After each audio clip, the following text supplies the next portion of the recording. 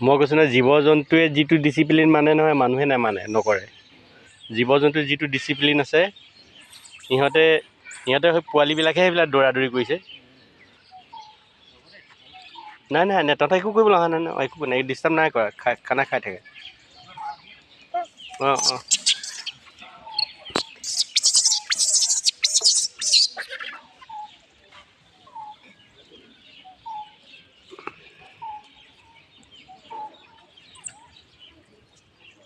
চাওকচোন বান্দৰবিলাক কিমান সুন্দৰকৈ খাইছে, লগতে ছাগলীটি খাই একদম শক্তিৱান হৈ আছে আৰু।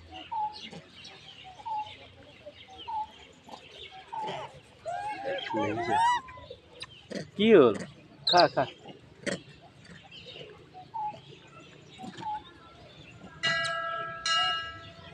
বৰ্তমান হিন্দুৰ এয়া দেখিছেনে, মন্দিৰৰ পৰিৱেশ একেবাৰে খাৰাপ।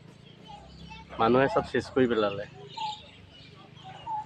মন্দিৰ বুলি ক'লে কিমান সুন্দৰতা থাকিবলৈ, পবিত্ৰতা থাকিবলৈ নাইকিয়া হৈ গৈছে।